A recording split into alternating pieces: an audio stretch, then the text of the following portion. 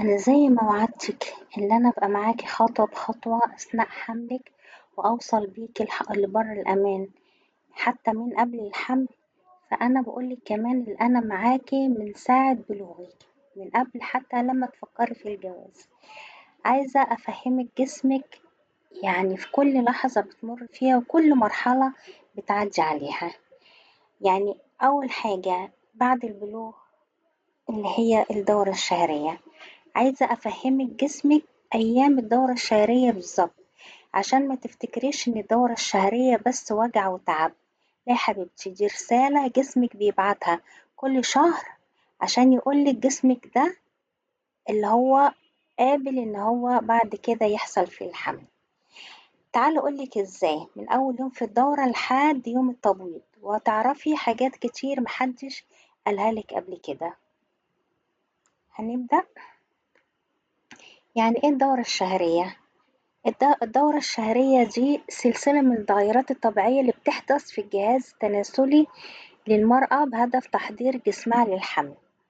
يعني ازاي اعرف ان جسمي معد وقابل ان هو بعد كده بعد الجواز يحصل فيه حمل؟ لما تكون دورتك الشهرية منتظمة، لان هي الدورة الشهرية عبارة عن تحولات هرمونية بتبقى في المبايض وبطانة الرحم، ومفروض ان هي بتتكرر كل شهر، بس بتختلف من واحدة لواحدة. الهرمونات المسؤولة عن الدورة الشهرية اللي هي الهرمونات الأنثوية، الأستروجين والبروجسترون، بتبدأ للبنات في عمر يعني ما بين 12 ل 14 سنة، بس ممكن تتأخر بقى لأكتر من كده. ممكن توصل لحد 17 سنة، في بنات مش ما بيحصلهمش الدورة. ومفروض إن هي بتحصل كل 28 يوم لمعظم السيدات، لكن في بنات برضو سيدات بتتأخر عليهم دورة مش بتكون منتظمة، بتبقى ما بين 24 يوم ل 35 يوم. يعني في ستات بيجيلهم كل 24 يوم، وفي ستات بيجيلهم كل 35 يوم. فده مش اختلاف وحش، يعني انت اهم حاجة ان هي تكون منتظمة. يعني بتجيلك كل 24 يوم، يبقى كل شهر كل 24 يوم بتجيلك، او كل 28 يوم، او كل 35 يوم، اللي هي تبقى منتظمة. يعني مش شهر تبقى 24 يوم وشهر تبقى 35 وشهر تبقى 30. لا، هي لو منتظمة نقدر نحسب التبويض صح. فاحنا قلنا طالما ان هي منتظمة، بيبقى معنى كده ان هي بتأشر ان هي الجهاز التناسلي بتاعها سليم، مفهوش اي مشكلة. ادي الجهاز التناسلي اللي احنا بنتكلم عنه، ده الجهاز التناسلي الخارجي لناحية الشمال، وده الجهاز التناسلي الداخلي. طبعا الجهاز التناسلي الداخلي اللي هو بيحتوي على الرحم والقنوات فالوب والمبايض والمهبل من جوه. في الخارجي بقى طبعا بيحتوي على البظر والشفرة الكبيرة والشفرة الصغيرة، وبيحتوي على فتحة المهبل اللي فيها غشاء البقارة. وهنتكلم بعد كده عنه بالتفصيل وأنواعه. المفروض إن هي الدورة الشهرية تختلف زي ما احنا قلنا من ست للتانية من حيث الغزارة ومدة نزولها. فزي ما احنا قلنا في ستات يعني بتقعد مثلا عليهم مثلا من 3 ل5 أيام، ممكن تقعد لحد 7 أيام 8 أيام لبعض السيدات.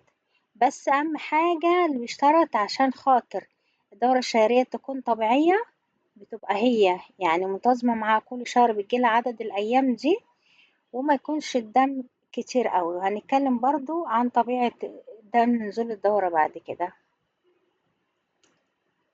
بتحس بإيه بقى البنات أو الستات؟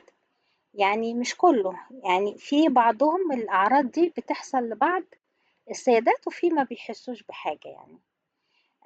شعور بألم في أسفل البطن، طبعا ممكن يبقى فيه شوية وجع في الظهر، بتبقى متوترة وعصبية في فترة الدورة الشهرية، بتبقى وخمانة وعليها النوم طول الفترة خصوصا أول يومين.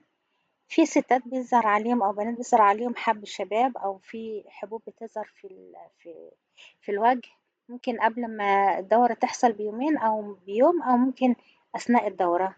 تحس إن في تعب والصدر بيتقل شوية كده، وفي بقى فيه نغزات وما بتستحملش الضغط عليه.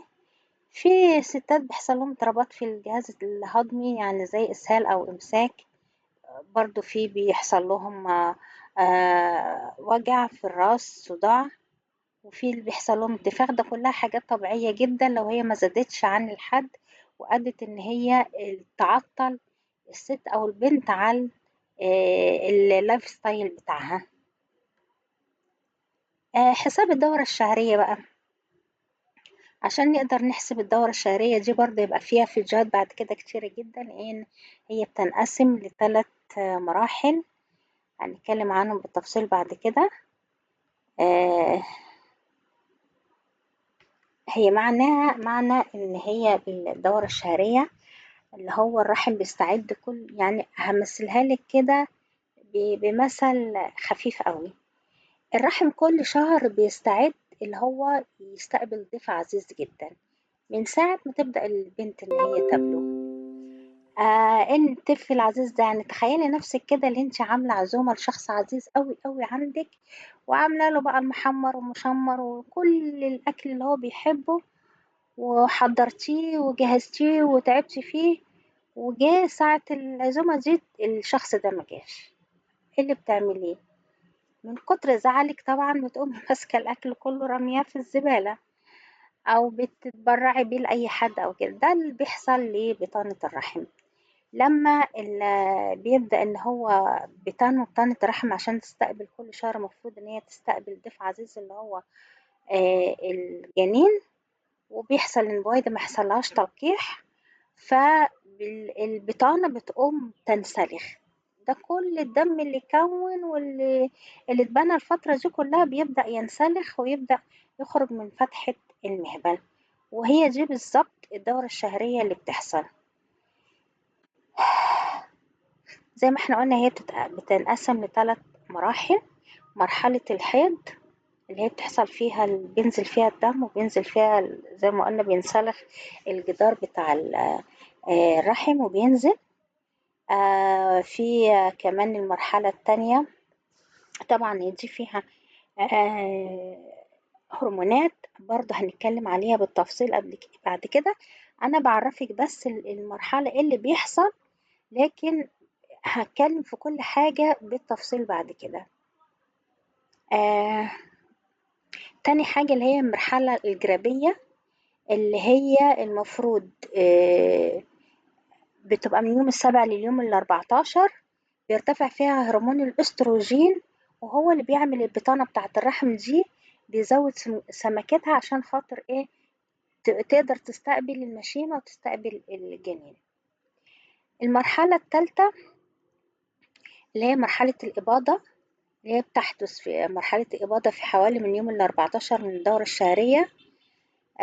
طبعا ده الهرمون بتاعها بيخلي البويضة تخرج من المبيض عشان تبدأ تلتقفها اللي هي الأهداف بتاعة قناة فالوب وتدخل بيها لجوه. آخر مرحلة هي مرحلة الجسم الأصفر. هي مرحلة اللي هي الجسم بعد لما البويضة بتخرج ما بيحصلهاش تلقيح، فبتنزل مع الدم.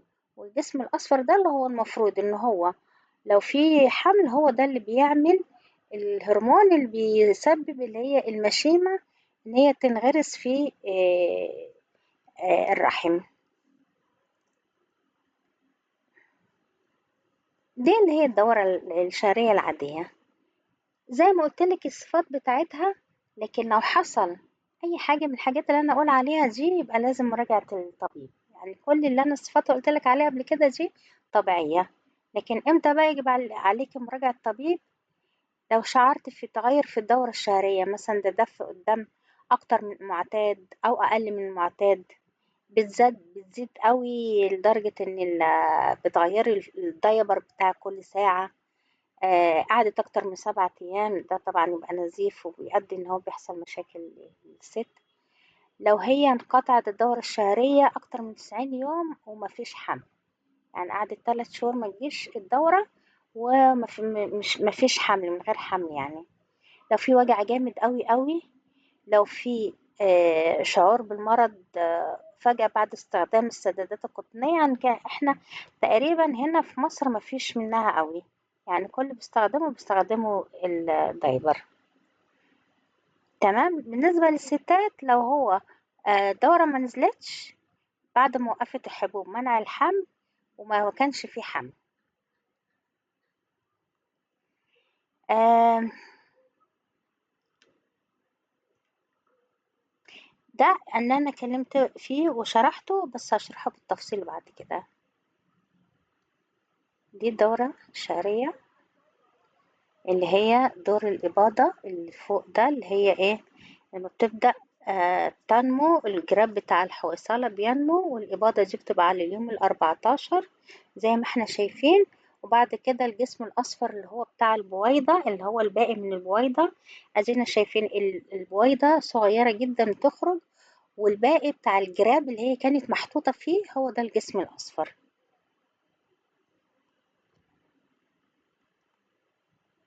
الفيديو الجاي هتكلم بالتفصيل على ميعاد التبويض، وازاي حدوث الإباضة، وحساب يوم التبويض بطريقة بسيطة أول مرة تسمعي عنها محدش قالك عليها قبل كده. وأعرفك إن الدورة الشهرية مش مجرد دم بينزل، الحقيقة إن جسمك بيبعتلك رسالة مهمة جدا كل شهر، بس احنا غالبا ما بنفهمهاش. الدورة الشهرية دي تعتبر مراية لصحتك الهرمونية، بتكشفلك إذا كان جسمك مستعد للحمل ولا لأ، عشان من قبل الجواز لو في مشكلة تبدأ اللي هي تتعالج. تابعيني في المرات الجاية، أعرفك حاجات كتيرة جدا وهمشي معاكي خطوة بخطوة من قبل الجواز لحد لما تحملي وتشيلي ابنك بعد كده وتوصلي لفترة المعافاة.